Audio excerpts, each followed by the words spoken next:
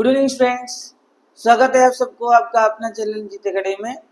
बच्चों, आज हम बात करेंगे ट्रायंगल एंड प्रॉपर्टीज का वर्कशीट 5 और 6, 7, 8 डिस्कस करेंगे। हम इससे पहले वर्कशीट में हम लोगों ने पाइथागोरस थ्योरम पढ़ा था। पाइथागोरस थ्योरम का सारे प्रॉपर्टीज हमने डिस्कस कर लिया था। आगे हम कंटिन्यू करेंगे, हम खत्म करेंगे आज वर्कशीट 5, 6, 7, 8 चैप्टर ही कंप्लीट कर देंगे। तो बिना देरी किए ये शुरू करते हैं आज की क्लास। पहला है क्या है, देख लेते हैं medians. Medians of a triangle. तो ये ध्यान रखना, मीडियन क्या होता है। The median of a triangle is a line segment that joins from a vertex to midpoint of a opposite side. That means ये vertex यहाँ पर A हुआ, हमने यहाँ से opposite side जो है A1 and A2 उसका जो midpoint को join कर, midpoint means इक्वली डिवाइड कर लेगा यहाँ पर, जैसे कि A1 M3 is equal to A2 M3। ठीक है, ये दोनों इक्वल होंगे क्योंकि ये इक्वली डिवाइड करेगा।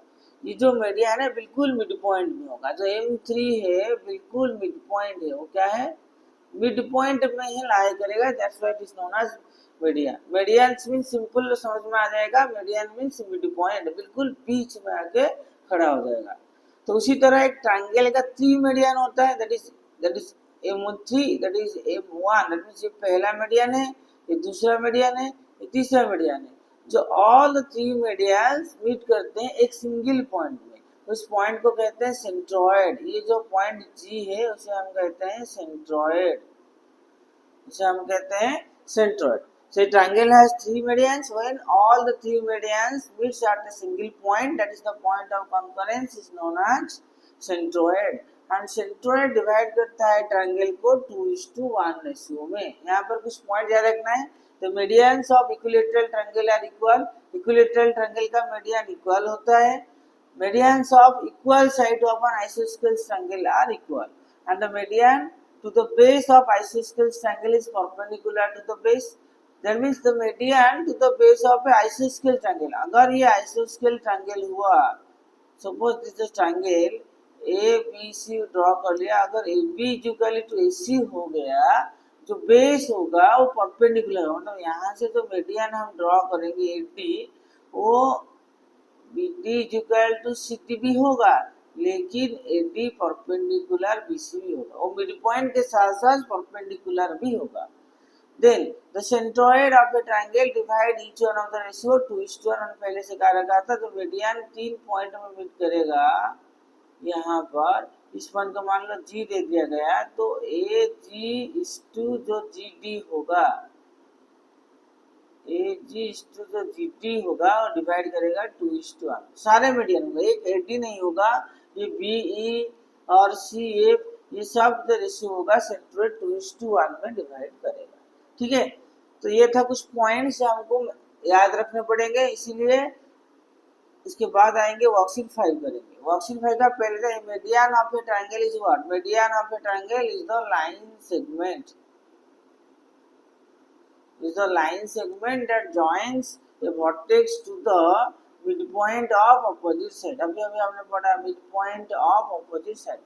Medians of a triangle are concurrent।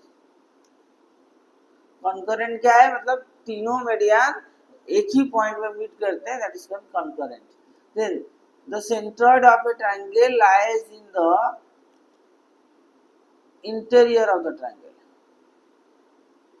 Centroid of a triangle lies in the interior of the triangle, हमेशा इंटीरियर में रहता है। The centroid of a triangle divides the median into ratio 2:1। Then आइसोस्केल triangle, the medians of equal sides are equal. The 3 medians of equilateral triangle are equal। इसी के साथ ही worksheet 5 हमारा खत्म हो गया। अब हम बात करेंगे अल्टीट्यूड के बारे में। अल्टीट्यूड क्या है, when on altitude is a triangle is a line segment that is from a vertex that intersect the opposite side with a right angle triangle। और मीडियन में सिर्फ मिड पॉइंट था, यहाँ पर मिड पॉइंट नहीं कहलाएगा, that is from a vertex to perpendicular to the opposite side, that means 90 degree होगा। मतलब ट्रायंगल A से BC प्रति जो लाइन ड्रॉ किया गया, वो लाइन से क्या हो गया, परपेंडिकुलर हो गया, इसीलिए इसे कहेंगे altitude. And when all the altitude The triangle has three altitudes, that is three altitudes. When all the three altitudes meet at a point, that point is known as ऑर्थोसेंटर. मान लो यहाँ पे हमने जी नाम दिया, इसको हम कहेंगे ऑर्थोसेंटर. ठीक है, यहाँ पे लिखा है an altitude of a triangle is a line segment. ये एक लाइन सेगमेंट है that from a vertex to perpendicular to the opposite side. Opposite side को राइट एंगल में इंटरसेक्ट करता है, परपेंडिकुलर भी होता है. A triangle has three altitudes. When three altitude always meet at a single point, that point is known as orthocentre. इसी point को हम ऑर्थोसेंटर कहते हैं. ऑर्थोसेंटर डिफरेंट ट्रायंगल का डिफरेंट पोजीशन होता है.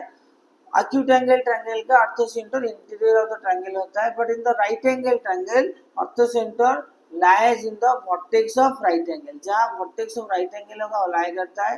It is an obtuse angle triangle. देखो ये जो ट्रायंगल है, ये ये भी ये ऑब्ट्यूज एंगल ट्रायंगल है. ऑब्ट्यूज एंगल ट्रायंगल का जो अल्टीट्यूड है वो ट्रायंगल के बाहर होता है. देखो ये अल्टीट्यूड है, ट्रायंगल के बाहर ड्रॉ किया गया. It is outside the triangle. ये ट्रायंगल के बाहर बनना है, एक अंदर होगा तो एक वाला, क्योंकि राइट एंगल तो यही होगा, ट्रायंगल के आउटसाइड में होगा. उसी तरीके से अल्टीट्यूड्स ऑफ ए ट्रायंगल लगाओ. ये देखो ये राइट एंगल ट्रायंगल का अल्टीट्यूड, राइट एंगल ट्रायंगल का अल्टीट्यूड कहाँ मीट कर रहा है? In the vertex, mid point of that is on the vertex में ही मिट रहा है. इसका अल्टीट्यूड यही होगा. बीसी का अल्टीट्यूड होगा 90 डिग्री. देन एसी का भी जो अल्टीट्यूड ड्रॉ करेंगे वो आगे यही मीट होगा. ये भी परपेंडिकुलर यहाँ होगा, उसका पॉइंट भी यही मीट होगा. So that is the orthocenter. When all the altitudes meet at a point, that is called orthocenter. The orthocenter of a right angle triangle lies in the vertex of right angle. Vertex of right angle. Right angle के vertex में orthocenter of a right angle meet करता है. यहाँ पर लिख दिया है point B is the orthocenter. बिल्कुल vertex of a right angle. इस तरह क्या क्या पॉइंट होंगे याद रखना है. The altitudes of equilateral triangle are equal. The altitude drawn of equal side of आइसोस्केल ट्रायंगल आर इक्वल. आइसोस्केल ट्रायंगल का जो अपोजिट साइड का अल्टीट्यूड ड्रॉ किया जाएगा वो इक्वल होंगे. इक्विलैटरल ट्रायंगल का ऑल द अल्टीट्यूड्स इक्वल होंगे. Then orthocentre of acute angle triangle lies in the interior. Acute angle triangle का इंटीरियर, राइट एंगल ट्रायंगल का at the vertex at right angle. An orthocenter of an obtuse angle triangle lies in the exterior of the triangle. Exterior में रहता है. orthocenter of obtuse angle triangle lies in the exterior of the triangle. ये याद रखना, exterior of triangle में रहता है. तो इसी के रिलेटेड क्वेश्चन आ जाएगा. The altitude of a triangle is a what? It is a line segment from a vertex to perpendicular to opposite side. Line segment है from a vertex to perpendicular to the opposite side. The point of concurrence of altitudes of a triangle is called orthocenter.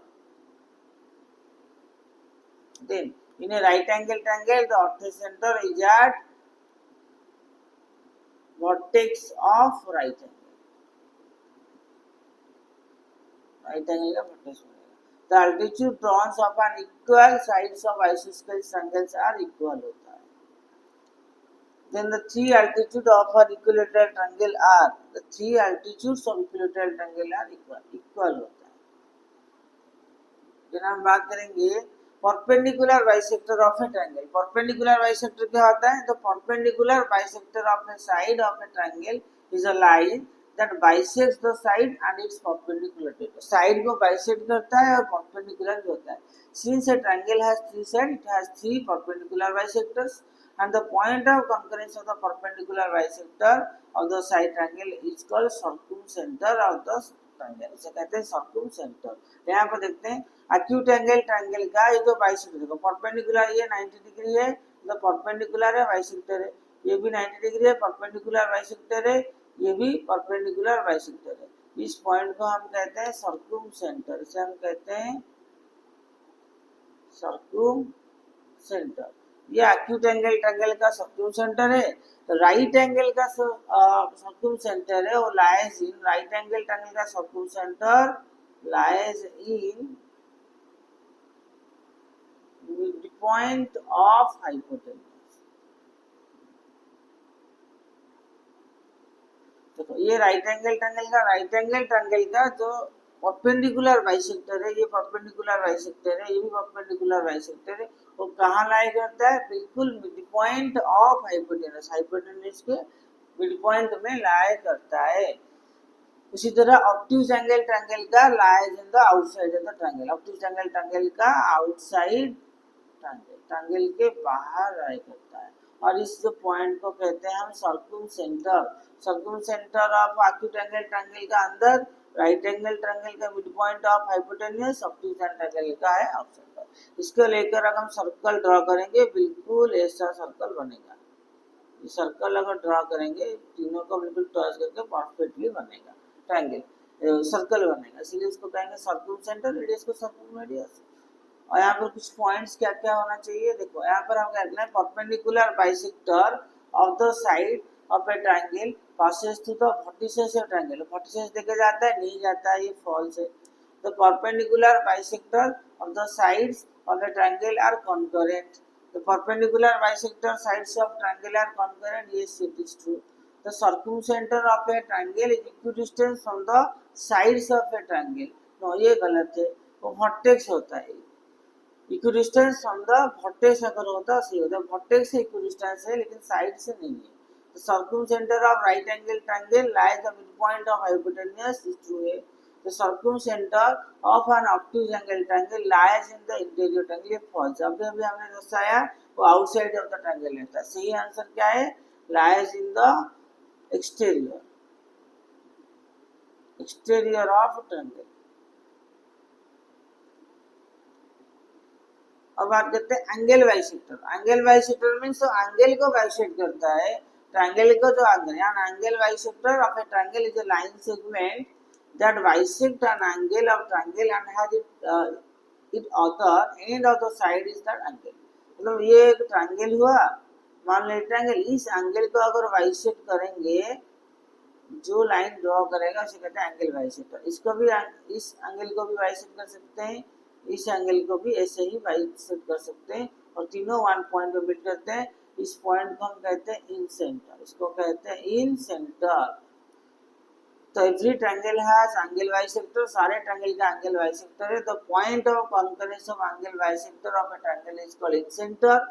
In centre of a triangle equidistance from its sides, ये side से equidistance में रहता है, मतलब इस side से जितना दूरी है, इस साइड से भी उतना दूरी है, इस साइड से भी उतना दूरी। इसी वजह से यहाँ पर अगर सर्कल बनाएंगे इन सेंटर, ये सर्कल बनेगा। और it is always lie in centre, always lies interior of the triangle, वो चाहे एक्यूट एंगल हो, ऑब्ट्यूज एंगल हो, राइट एंगल ट्रायंगल हो, हर किसी केस में वो इनसाइड में ही रहता है।